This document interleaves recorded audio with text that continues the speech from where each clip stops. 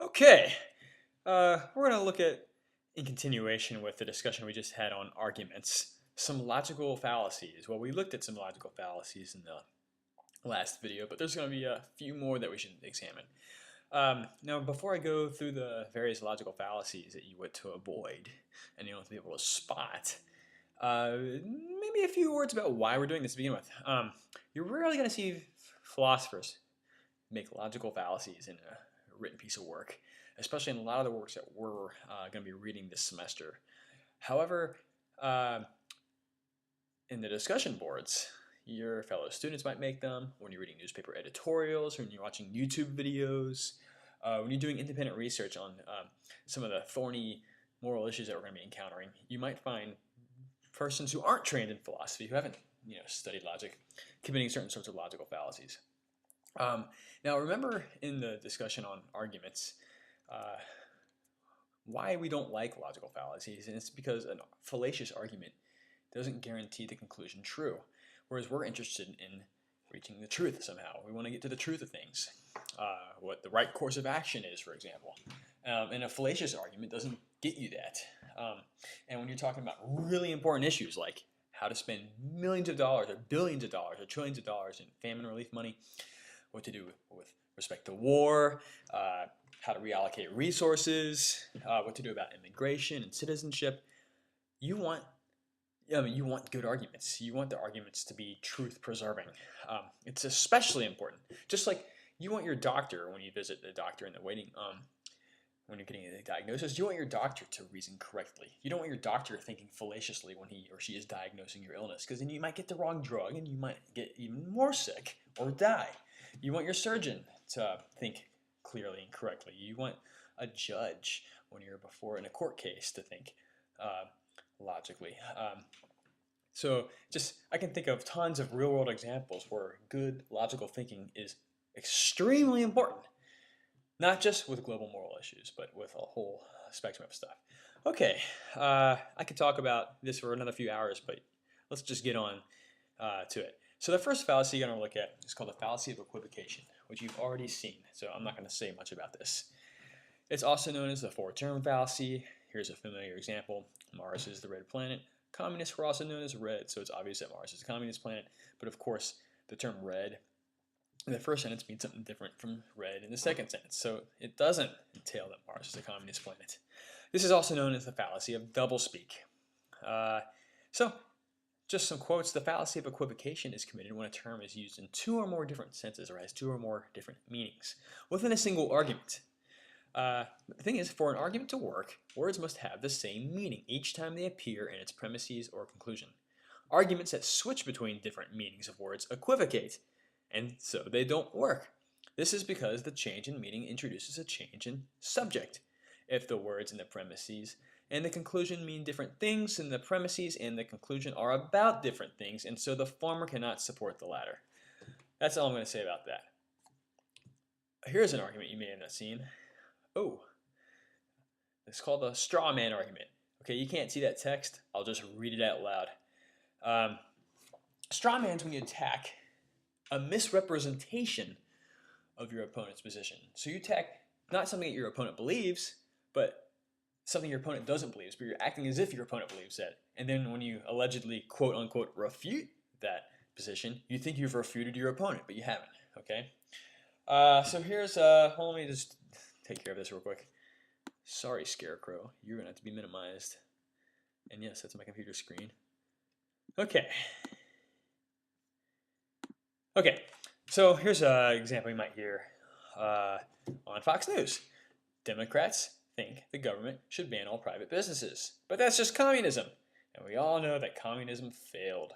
Therefore, the Democrats are failures.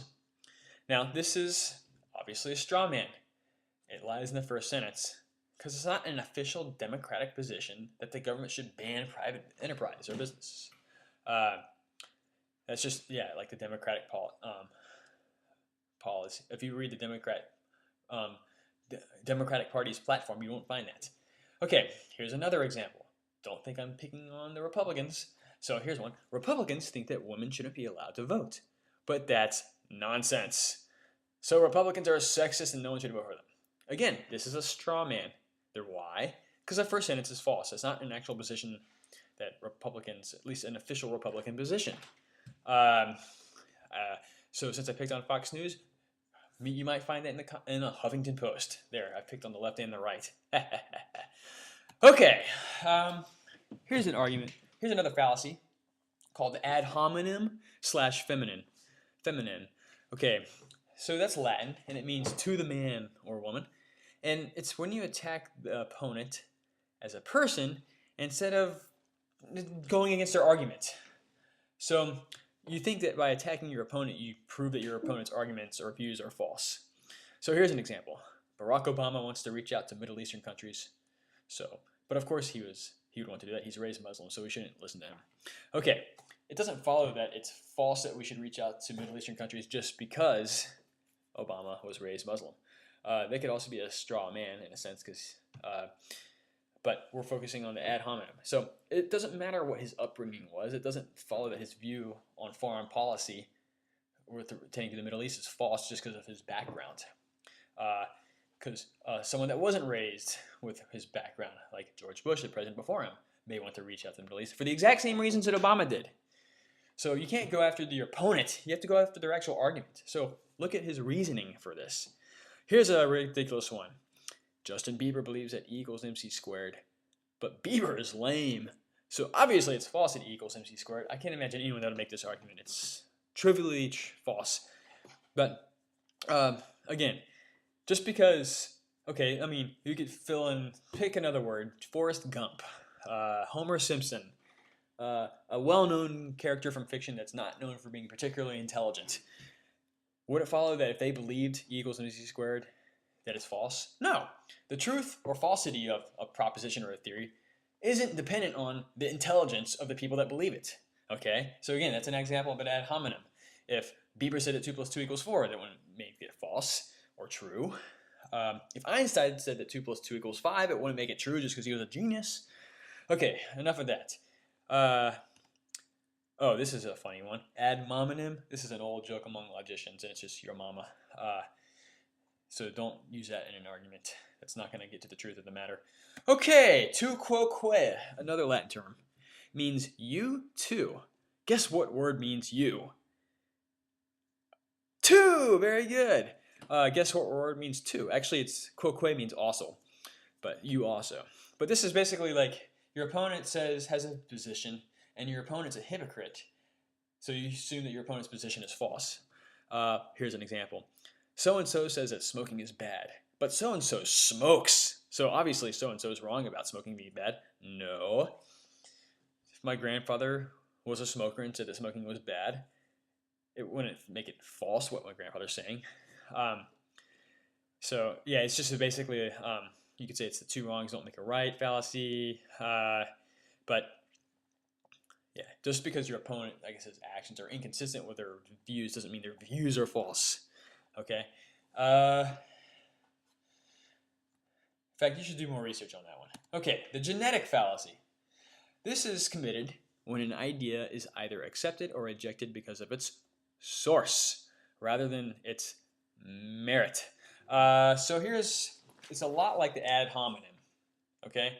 Let me give 2 examples. Actually, I got 3 examples. So here's one. The professor argued that increasing humanitarian aid to Iraq while decreasing military presence is a promising solution. But of course the professor would say that she's a Democrat and she's never even been to Iraq. So she's wrong. Okay? It doesn't matter if the professor is a Democrat and that's, a view that Democrats would espouse, or that the professor's never been to Iraq. That doesn't entail that the professor's views are false. Okay? Any more that someone... Okay, here's another one. Fox News claims that Barack Obama eats dogs. And ironically, I made this slide in 2008 before the Romney-Obama campaign during the election, where Romney had the problem with his dog on top of the car, and then he responded that Obama used to eat dogs and all that mess. I don't know why I came up with that. But anyways, Fox News claims that Barack Obama eats dogs. But we all know that Fox News is nothing but a bunch of right-wing blowhards. So obviously, Obama has never ingested dog. It doesn't follow that just because Fox News is known to not have favorable views towards President Obama, that a claim they make that could be potentially damaging to Obama's reputation is false. Any more than it would follow that, say, someone from the Huffington Post, a news organization that's well known to be against Republicans, would have false views about Republicans that it was damaging just because they didn't like them. Okay? All right. I'm trying to think of other examples of the genetic fallacy. There's a lot of them out there. Here's a popular fallacy I hear around campuses. I call this is basically the genetic fallacy, but I had a colleague that gave it a clever name. It's called the "Who are you to say" fallacy. So it always has this following argument form. Premise: who are you to say that X? Conclusion: so, not X. This is basically the ad hominem or genetic fallacy, but I draw special attention to it because some of you might be tempted to argue this way in the discussion boards, and I would advise against that, because making an argument of that form does not make your conclusion true. In fact, it has no bearing whatsoever on your conclusion. So here's an example that I hear. Who are you to say what God is like? So you teach a philosophy of religion class, and then you go, got you, with the "who are you to say" argument. Therefore, God is not the way you describe. And I mean, whatever God exists, God doesn't exist, God is physical, non-physical, eternal, temporal, whatever. Here's another one that you hear often. Who are you to say that a man or a woman should X? Okay? You can think of plenty of issues where this argument of this form would occur. So, a man/woman should not X. Okay. I think you get that. This is basically, it's just a variant of the genetic fallacy, and basically it's a fallacy for the same reasons that the ad hominem and the genetic fallacy are fallacies. But, alright. This is called the ad verecundium. It's Latin, means to authority, an appeal to authority. So, I know this medicine is good for me because my doctor said it was. Here's an example. It doesn't follow that it's true that the medicine is good for you. Your doctor could have misdiagnosed just because your doctor is your doctor. Another example would be so-and-so is right about the economy. It is going to go this way because so-and-so is an expert. It doesn't follow that because an expert says something that it's true. Okay, that doesn't entail that it's true just because an expert said it, an authoritative person said it. For example, drinking horse urine does cure cancer. I saw it on Oprah. Or psychology isn't a science. Tom Cruise said so, and he's famous. Wow, I have 2 Oprah lines because I realized Tom Cruise has said something like that on Oprah. Not to pick on Oprah. We all love Oprah. But just people might be tempted to just, appeal to celebrities, and then somehow that would support the truth of their conclusion. It doesn't necessarily do that. So just be cautious about doing that. Okay, ad baculum, the appeal to force. Here's an example. You might see this if you work, once you Purdue students get your jobs and go in the real world and you're working in your cubicles, you might get an email like this from your manager. This company values hard work and loyalty. And if you want to show your loyalty, you must sign this new contract that says you will work weekends and you will not seek employment with our competitors. Wow, that's brutal. So, instead of using rational arguments, the company is using force to basically get you to agree to something, okay? Here's an example. I think using bubblegum to secure the joints in this bridge project is a bad idea and will cause the bridge to collapse. And the employer is basically like, I don't care what your opinion is, I'll fire you. Therefore, use bubblegum. Of course, no engineer would really do that. But so basically, using authority or force doesn't make your conclusion true. E equals mc squared wasn't proven true by Einstein holding competing physicists at gunpoint saying, you believe this or I'll shoot you. He proved it using complex math and using astronomy and physics. Okay. Mathematicians, don't use their money to prove theorems. Well, it's the same thing with other types of arguments. Having power doesn't make your conclusions true, okay? Okay, ad misericordiam. This is called, it means to pity. It's the appeal to pity. So this was in the news a long time ago. She hasn't been in the news much lately. But this, I guess Lindsay Lohan would be the new celebrity. Charlie Sheen, although he never really did the appeal to pity thing. But celebrities that get in trouble with the law oftentimes resort to this tactic. Here's one you might use. Oh, you Purdue students. I don't deserve a ticket, officer. The only reason I drank so much was because my girlfriend left me. But in global ethics cases, well, I don't know, in moral discourse, you might try to argue that some conclusion is true by getting someone to feel sorry for you. Like, please believe me when I say that I didn't mean to do blank because I'm in a lot of pain right now. Whatever, the misery of your own mental state or physical state, the pain you're in or however bad your life, doesn't mean that your beliefs are more likely to be true, okay? That's kind of the gist of this fallacy, all right? All right. Next, ad ignominium. Ad ignominium. Appeal to shame. Got quite a few examples here. You believe that God exists, and you call yourself a philosopher. Okay, you haven't refuted someone that believes in God just by shaming them. Or you believe God doesn't exist, and you call yourself a good person. You have proven that they're not a good person by shaming them, at least with respect to whether or not some being exists or not. You believe that abortion is wrong, and you call yourself a feminist. You are pro-choice, and you call yourself a patriot. So just examples of stuff that's dividing our political discourse, and tactics used on both sides of the political discourse, and showing how they're both fallacious. Okay, now I'm not going to take a stance one way or another on God or abortion or anything like that in this presentation. I'm just saying that there are good arguments and there are bad arguments, and those, what you're looking at right now, would be examples of bad arguments. They're bad because they're fallacious. And as they're fallacious, using arguments like that doesn't actually guarantee the truth of your conclusion. But when you have an argument, you want to do just that. Okay? Okay. Ad populum. This is an appeal to popular vote. I'll just use some examples. We are educated folks, which is why we support eating organic food. Therefore, given that I'm educated, you ought to do what I do. Which is kind of what they're arguing. And you want to be considered educated as well, right? It doesn't follow that you should eat organic food just because the people that do it are educated. All right, everyone in this country, this is a commercial. Commercials use this all the time. Marketers use logical fallacies all the time in their marketing because it works. Because most people don't take logic classes, so they don't recognize that they're fallacious. So here's an example of a fallacy. Everyone in this country believes that you should use shampoo and conditioner. Therefore, you're a fool if you don't. Only use shampoo, okay? That's no commercial, but I mean, just think of all the commercials you see, all right?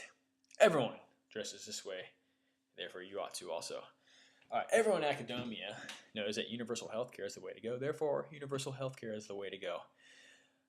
There's not a meteorologist around who doesn't believe that the recent wave of tornadoes has nothing to do with climate change. Therefore, the recent wave of tornadoes was caused by climate change. Those are all fallacious. I'm not saying the conclusions are false or true. I'm just saying that the support for the conclusions that you see on that slide is bad support. It doesn't support the conclusion, actually. All right, ad ignorantium, appeal to ignorance. The claim that whatever has not been proven true or false is false or true. Still sticking in what's called the formal mode or the abstract mode. We're just sticking with variables. There is no evidence for P, therefore not P. Or there is no evidence that not P, therefore P. So we saw this. You guys are so young. In junior high, there's no proof that Bush didn't know 9/11 was going to happen. So Bush knew that 9/11 would happen. I've seen a group of conspiracy theorists known as the truthers argue in that way. It's fallacious. It doesn't follow that if you don't have any evidence that Bush didn't know, then that Bush knew. There's no proof. This is the argument used by birthers. There's no proof that Obama was born in the U.S. So, Obama wasn't born in the U.S. Again, fallacious. The absence of proof doesn't entail the opposite conclusion. Okay, so just like suppose that someone said that there was a ancient burial ground under your house. And you said, huh? Why do you say that? He says, well, there's no proof that there isn't. It doesn't. Or suppose that you are positive you left your dog buried a medallion in your backyard. And you dug up 10 holes and couldn't find it. And your parents or your friend was like, dude, it's obviously not underground because you've dug in 10 holes and you haven't found this medallion. Well, it doesn't matter. The absence of evidence doesn't tell that it's not there. You haven't exhausted all the evidence, for example. All right. Poisoning the well. This is like the ad hominem. It's less of a fallacy and more of just a debate tactic. It's like psychological manipulation. So before you give someone a chance to make their case, you kind of taint their character, which will cause the audience to be more likely to not believe the person as they're making their case. So we see this, let's give this right-wing Republican NRA supporting millionaire a chance to plead his case against more government oversight on insurance procedures for disaster victims. So you've kind of like, that first phrase would kind of tarnish someone's reputation with respect to the case they are making, okay? I'm not saying that's a bad reputation, I'm just saying that it's, for the audience expected to listen to that, it wouldn't help. Or let's let this tree-hugging, acid-dropping, crunching hippie make the case for legalizing pot. The implication being this person has no credibility with respect to the pot, which should be legalized or not. Why you shouldn't listen to him or her. They don't know what they're talking about. Okay. Post hoc ergo propter hoc. That's Latin. It means after this, therefore because of this. Before I give the examples on the slide, like suppose that there was an explosion right after you flipped the light switch. Would it follow that your light switch had caused the explosion just because one thing happened later in time than the other? No. Usually, I mean, it could have been rigged that way, but you can't infer it just from that alone, okay? You'd have to find a wire from the light switch to the bomb and the detonator and all that stuff. Just because something happens later in time than another thing doesn't mean the earlier thing caused a thing later in time, okay? So, you know, ice cream sales tend to go up when corn reaches a certain height. And does it follow then that the sale of ice cream causes corn to grow tall? No, that's just correlation. It both happens at the same time of year, at the same temperature, but one's not causing the other or vice versa. Nor is the height of corn cause ice cream sales to go up. So here's an example. John, I know Bob stole my Queen CD because I left my Queen CD on my desk before I left for lunch, and Bob left a note on my desk while I was at lunch. When I returned from lunch, the CD was missing. Just because Bob left a note on your desk before you got back and after you left your Queen CD, doesn't follow that that's who stole it. Okay, here's one we've seen in the news lately. John got the vaccine, and then a few weeks later, the doctors diagnosed him with autism. Therefore, vaccines cause autism. This is a popular argument, and the assumption is it happens, the autism diagnosis happens later in time than getting the vaccine. Therefore, the vaccine causes the autism. This is bad reasoning. Now, we may establish a link between the two. I'm just saying that that argument right there doesn't establish the link. Whether you like it or not, that just doesn't do it. I'm sorry. All right. Petitio principiu. This is just the fancy Latin word for begging the question. We've seen this before, so I'll just read it quickly. It's when you assume your conclusion. Instead of arguing to your conclusion, you just assume it. So here's an example of a funny dialogue. Why do you think Bob stole your CD? Because Bob was arrested for stealing the CD. But how do you know that Bob should have been arrested for stealing the CD to begin with? Well, because Bob stole the CD. So it's just, I mean, has B proven that Bob was a CD thief? No. It's just restating it over and over again. That would be frustrating. Okay. Complex question. Well, here's the example, and then I'll explain why it's a fallacy. Okay, and this is in every logic textbook, and it's an extreme example. And I use extreme examples. Well, all logicians do, just because, well, it just makes it more salient. And it's also just, you want to avoid fallacies, and here's a very vivid reason why. So here's a complex question. Here's an example. Have you stopped beating your wife? Why is that a fallacy? Because this question presupposes that you, it kind of puts you in a false dilemma. If you say yes, it means that you used to beat your wife and now you don't. And if you say no, the implication is you're still beating your wife. But the question assumes that you beat your wife, which is what you should be challenged to begin with. The question is like assuming something that isn't been proven yet. It hasn't been established that someone's a wife beater, okay? Lawyers use this all the time. Police interrogators use this all the time. And it works usually. Usually someone caves into it. They don't know they're under pressure, or they've never taken logic class. You now should know that this is a fallacy. It presupposes something that isn't necessarily true, okay? And there are lots of examples, okay? Fallacy of accident. This is where you apply a general rule to an irrelevant situation. So here's one. No one should ever use a knife to harm another. We could agree with that. You know, Generally, cutting people, stabbing them, yeah, that's bad. You're right. No one should use a knife to harm another. And then you go on to argue, therefore, surgeons who use knives to cut open chests for heart surgery are guilty of harming others. Okay, you're misapplying the rule, all right? Yeah, it's bad to stab people. It's okay. We want surgeons to use scalpels for surgery to save lives, all right? Here's another example. You shouldn't speed. Speeding harms other people. And in fact, when I see people speeding, I call the police. Therefore, the other day I saw this big white car with blinking red lights speeding down the highway. So, like a good citizen, I called the police and reported it for speeding. Of course, that car was an ambulance. And ambulances have sirens and they have the right to speed. That's how they get to people in time to save their lives. So again, it's misapplying a rule, or it's applying a rule to the wrong situation, basically. The fallacy of composition. This is where you assume that a feature of the parts of a whole is also a feature of the whole. Here's an example. All the bricks are 2 inches by 4 inches. Therefore, the house made out of those bricks is 2 inches by 4 inches. That's obviously fallacious.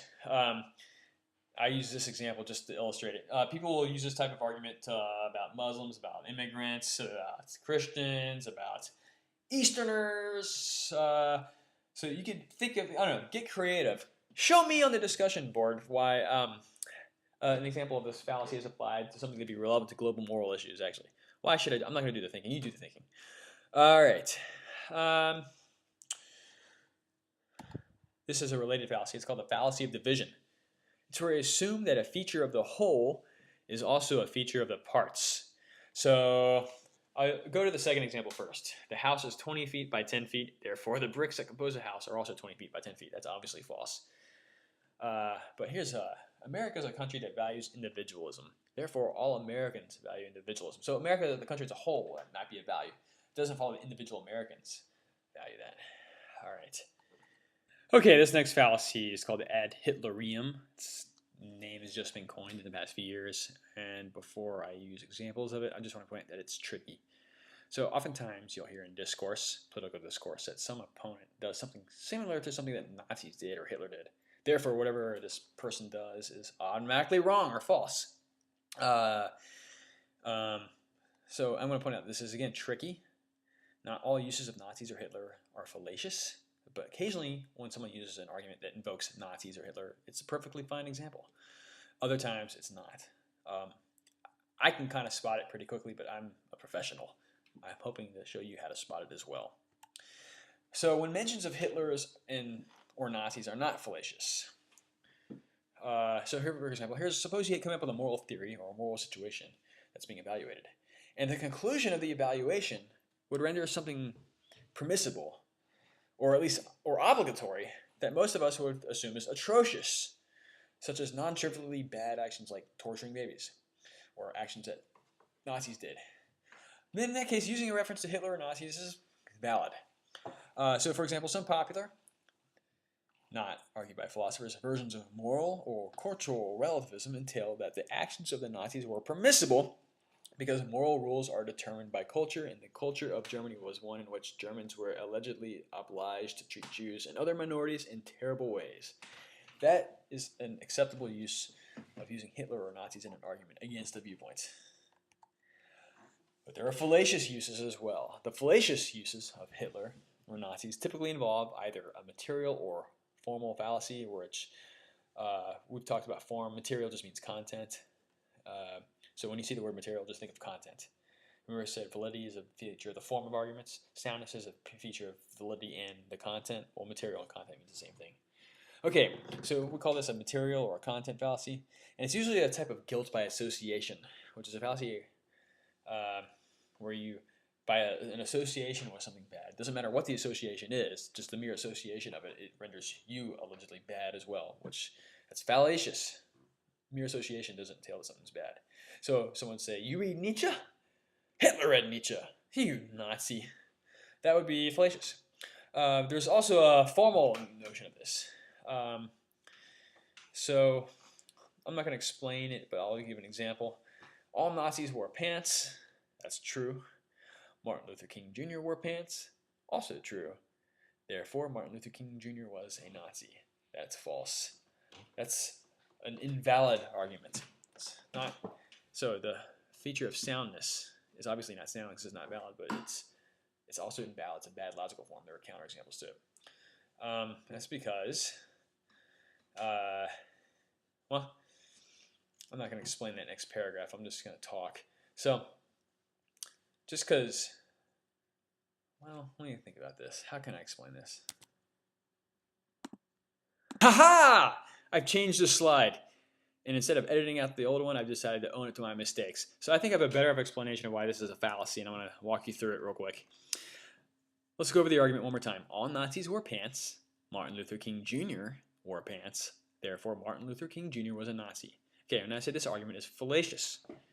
And this would be a version of the ad Hitlerium, because, Nazis. All right. So why is say the argument is invalid? Well, remember what validity is? It's a feature of arguments, the formal aspect of arguments. It says that an invalid argument is one such an invalid argument is one such that the premises could be true, but the conclusion be false. And in the above argument, the conclusion is false while the premises are true. So that makes it invalid. That argument form makes it possible for there to be true premises and a false conclusion. So look below. That's the argument form. All x are p, y is p, so y is x. That is the form of the argument. That is an invalid argument form because that can have true premises and a false conclusion, like above, and here's another example below. All canines are mammals. That is true. Davis, your philosophy instructor, is also a mammal. That is also true. So Davis is a canine. That is false. All right. So any argument that takes that form is invalid. And many uses of Nazis or Hitler in arguments these days take that form. Therefore, they are invalid. Don't use that, please. Well, I'm not going to beg you, but I will let you know when you do. Okay. Here's a slightly different version of it. We'll call this a sentential version of the ad Hitlerium. If an individual was a Nazi, then that individual supported human experimentation. True, most Nazis did. Dr. Skinner supported human experimentation. Talking about B.F. Skinner. Also true. Therefore, Dr. Skinner was a Nazi. That's false. Same argument form as before. All right, just another example. So this is an instance of another fallacy we talked about in the arguments presentation. The fallacy of affirming the consequent. While B.F. Skinner certainly had some weird views, and if you don't know who he is, take a class on psychology. He was a behaviorist, and he did have some very weird views. But he was not a Nazi. That's just a fact. He was not a Nazi at all. So that's a refutation just by the historical facts, but it's also a bad argument because it's fallacious. It's invalid. It affirms the consequent. Any argument with this form can have false conclusions but have true premises. And the reason why is the consequent supporting human experimentation is necessary perhaps for being a Nazi, but it's not enough. It's not sufficient to be a Nazi. Okay? There's human experimentation going on at Purdue all the time. You go, what? What? Human experimentation? Yeah. Go to Purdue Today, read those emails. You can participate in studies all the time. You eat peanuts for a month or get interviewed about your thought life after work, whatever. It's, various programs on the campus are doing it. You can get some money out of it too. But that doesn't mean it's like they're Nazis. There's good human experimentation that goes on. So, okay. Some important concepts to know real quick. And then I think we're just about done. First, I've already said this, but an argument is valid when it commits to formal fallacies. It's one such that if the premises are true, the conclusion has to be true. A valid argument, then it could have a false conclusion, but what it won't have is an argument form that could have true premises and a false conclusion. Okay, an argument is sound when it is valid and its premises are true. Two other concepts. An undercutting defeater. A defeater is just a challenge to an argument, okay? And a successful defeater defeats the argument. That's why it's called a defeater. So we say an undercutting defeater is a challenge to a premise. So think of an argument as like a table, and the premises are the legs of the table, okay? You kick out the legs, you kick out the table, right? So that's one way to take out a table is to take out the legs. So an undercutting defeater would challenge premises in an argument. In that case, the conclusion might still be true, but one of the premises used to reach conclusion is false, so you need a different premise. Okay, a rebutting defeater, also when successful, defeats an argument. But this is a challenge not to a premise, instead it's a challenge to the conclusion. If you rebut an argument, you pretty much just challenge the conclusion directly. If you show the conclusion is false, you've defeated it. Well, it's called a rebutting defeater. That is it. There's my computer screen. May the force be with you.